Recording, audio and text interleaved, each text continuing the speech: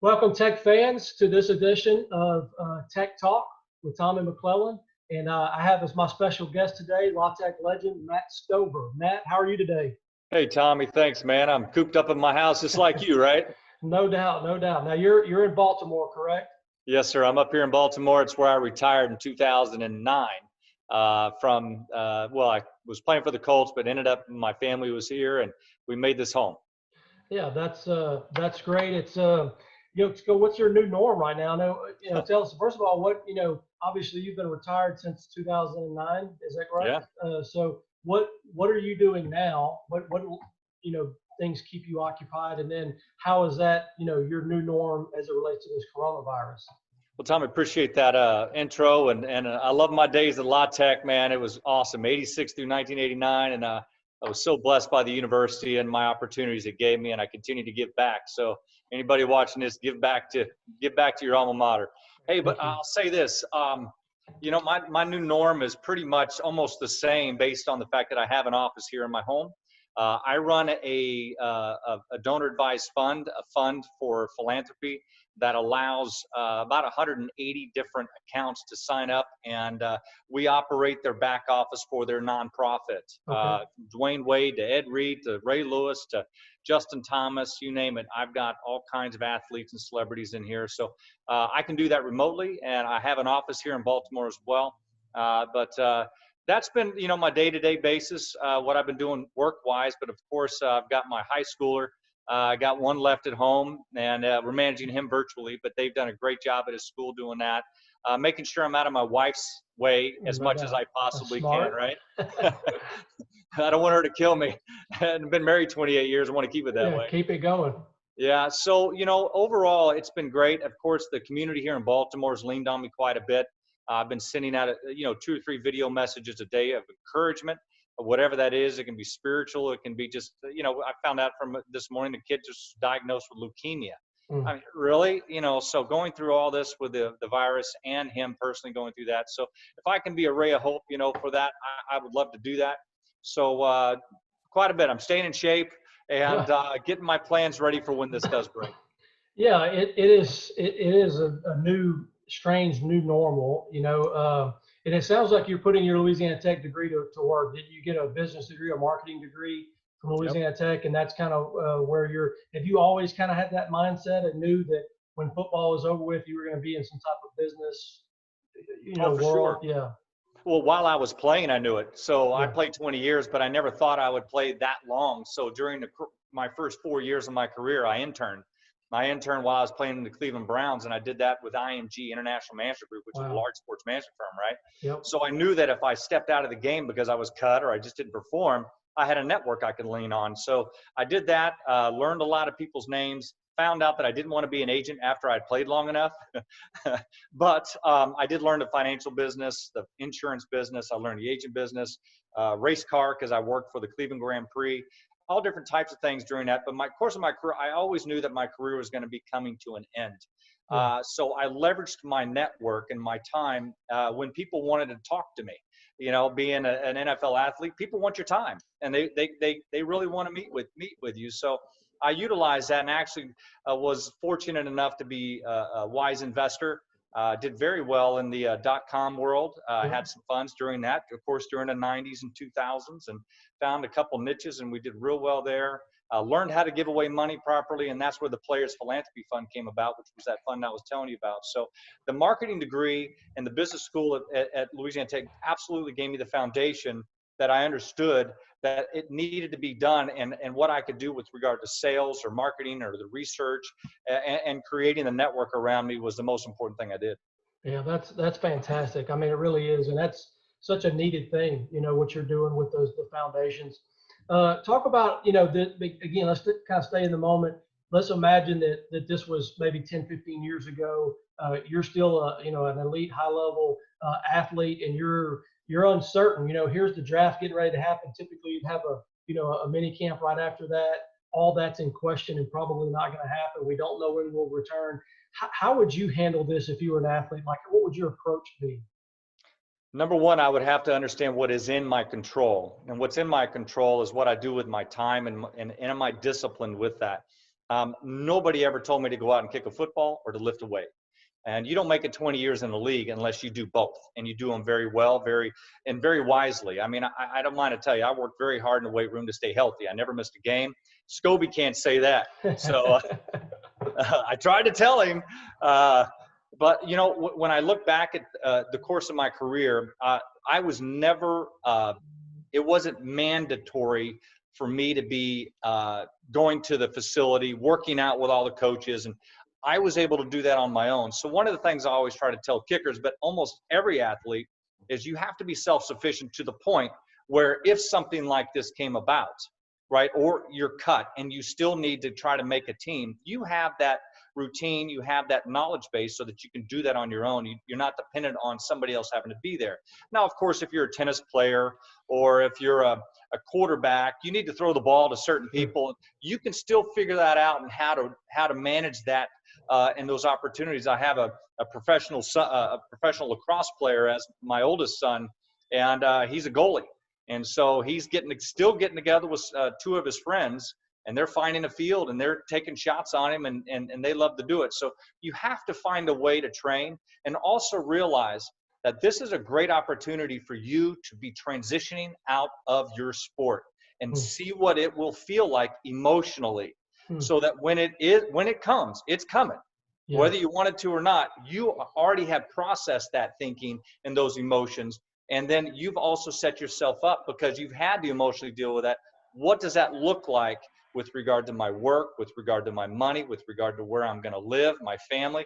Those things are already been thought of. Don't waste this time. Yeah. Use it. What great advice. What great advice. And not only for professional athletes, for our student athletes, I mean, who, again, they all feel like they're going to go pro, and so this is kind of an opportunity of, hey, what would I do?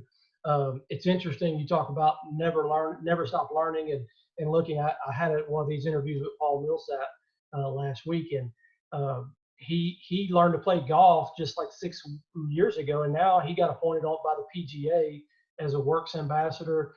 He had, in the video behind his deal, he had a guitar, and he's like, "Hey, I'm picking up the guitar." He's like, "Hey, right. I'm still trying to learn. I'm trying to learn things and do things, and not settle for who I am, but to continue to grow as a person." And I think that's important advice. You talk about your Louisiana Tech experience. You were there from 86 to 89 that you mentioned, and just how did you wind up at Louisiana Tech? Is that where you always saw yourself going? You wind up there. How was Ruston? And then maybe a couple of great memories that come to mind for you as you think about your days there. Well, my greatest memories, of course, was on the football field with the team. What a privilege it was to be able to play Division I football. At the time, we were Division I AA, and I was part of that group that took us to Division I. Yep. I'm talking about hard. I had 3 head coaches in 4 years. Wow. But I dealt with it, and thank goodness I was a kicker, because I was my performance very measurable. Yes. It's what it is. It's black and white. But what helped me get to Louisiana Tech was Matt Dunnigan. Matt Dunnigan was a phenomenal all-conference quarterback from my high school in Dallas, Texas. That's right. And so his parent, I was playing, his little brother was a sophomore on my varsity team. I was a senior, and his parents told Louisiana Tech that, hey, A.L. Williams was a head coach at the time, that you need to come look at this kid kick. And they did. And I kicked a 50-yard field goal that weekend, or that Friday night. And I ended up being a pretty good kicker in high school. And then they had one scholarship for the kicker, and I got it. And then I earned the position and stayed there all 4 years. And talking about the opportunity to be a difference maker on a team, because we struggled a lot during those 4 years with all the transition and playing Florida State and Florida and Auburn and these big schools, and we weren't the team that they are now. So the kicker was very important. Absolutely. And so, that was a big piece. And I tell you that Ruston, Louisiana was a blessing to me. I love small town feel, and how so many people in that community took care of me because I was 4 hours away from home, but I had some great families that I would lean on, like John Mays and the Mays family. Of course, the Davidsons were good people. And, I grew up with Steve and all the guys. So that's right. It just couldn't have been a better spot for me. Yeah, it's when you think about that time period, 86 to 89, one of the things that come to mind for me is I had Willie Rowe on as well earlier this last week. Is he was just talking about, beyond football, he really called it the golden era. He was like, well, you talk about the Lady Texters won the national Yeah. championship in '88.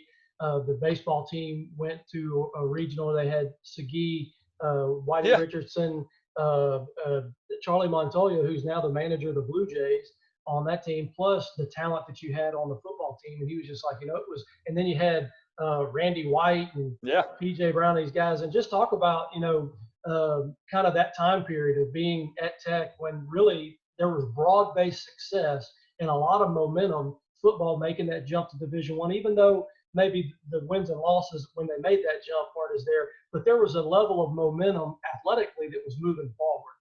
Well, the first time I ever went to Ruston was on my recruiting trip, and we came over the hill from I-20, and I saw the athletic facilities, and I was blown away. I was like, "What? This is great!" And and that was back in '86. Yeah. And you know where it's gone since then. An incredibly impressive campus. Also, the Lady Texters, they were the bomb at the time. I mean, they had more fans than the guys did.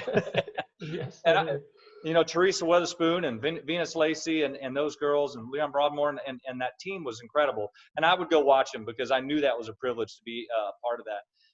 And you look at all the athletics there, a lot of great athletes, great coaches have all seen their time at Louisiana Tech. And I see that that you guys have really created a great environment. They have.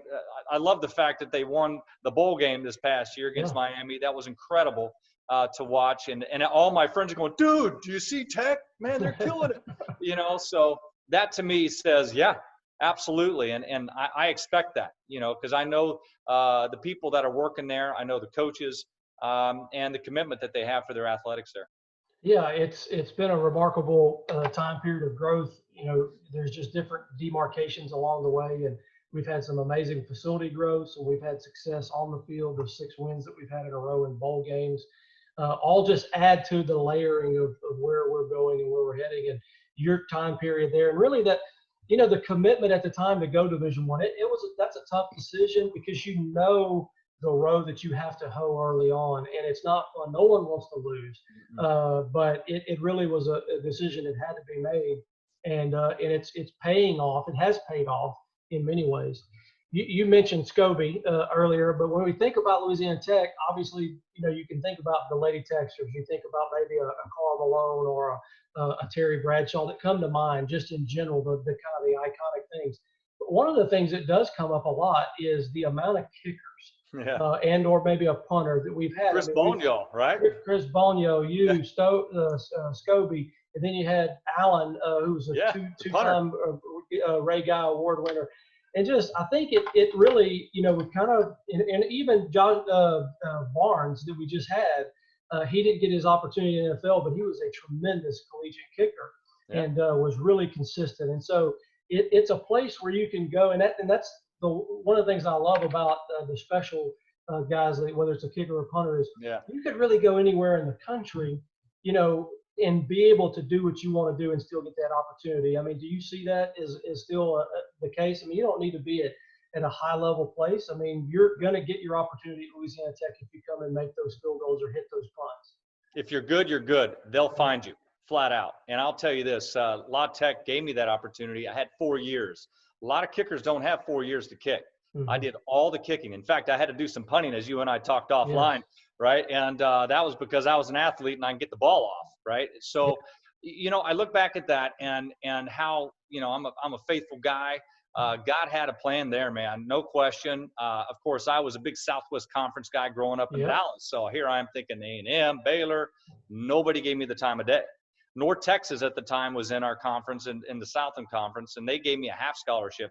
Louisiana Tech was the only team that gave me a full scholarship. Wow. They're the ones who took the biggest risk, and I think it paid off very well for them. Yeah, I'd say so. And I mean, it really is one of those opportunities that we have that we've kind of developed a name for that, that you can come here, and we've had some really good ones. So yeah, and actually, so Bonio's son is on the team now as well. So is he a kicker? Yes. Is he? Yeah. So I tried to get my guys to do it. They didn't want to do it. Yeah. Yeah, well, you should see mine in the backyard practicing deep snapping. So it's comical right now. We can't quite get the rotation we need. So, but well, talk a little bit about you know your advice. What you think? You kind of hit it on it a little bit earlier, but I think you kind of touched on something that I think is maybe an opportunity for us even in the future to get you in front of some of our student athletes. But just talking about how you prepare for that next stage. And again, I remember having a conversation with Joe Dumars when I was AD at McNeese, and he was kind of our guy and at the Pistons, and he was the president of the Pistons at the time. And he was saying that the one and done thing or the straight to college deal. He was just like, man, it's just so hard to manage as a president. I get an 18, 19-year-old young man, and I'm handing him millions of dollars, and I'm expecting him to manage that in a very mature way. That's very, very difficult. He was like, there's a benefit for Michael Jordan and I having gone 3-4 years in college. And I'm not trying to create that debate because I agree. I think that chain has left the station. But I think, what advice can you give, our athletes, whether they go pro or whether they go into business or whether they go into teaching or coaching, just about how to prepare for that next stage in life? Of course, we know the numbers and the likelihood of you making it into any of the pro leagues. The way I look at it is leverage your athletic ability to get yourself an education, number one. Because at some point in time, your career in athletics will be over, period. And there will be no further resources coming from that career. 80% of the guys in the NFL have no further use of their NFL career when they are done. That is the reality. So while you're playing in the collegiate ranks, get your butt to class, learn as much as you can, network yourself. People matter. People in your life matter. You've got to network. The same thing goes in the NFL. You continue your education. I went to 4 different executive business programs that the NFL puts on. I finished, I took classes, I did internships. I always understood that my career was coming to an end. Therefore, I needed to make sure that my emotionally and financially and how I structured my life was based around that. I played 20 years because I understood that this is a business. I am a sole proprietor who is being contracted out to do a job. I see that you need to think the same way in college, that you have a business that you're developing. You're at the infancy of it, but you can start it in college. And so that when you do transition away from the collegiate ranks, whether it's through the pros or in the business world, you're ready to go. Don't wait, do it now.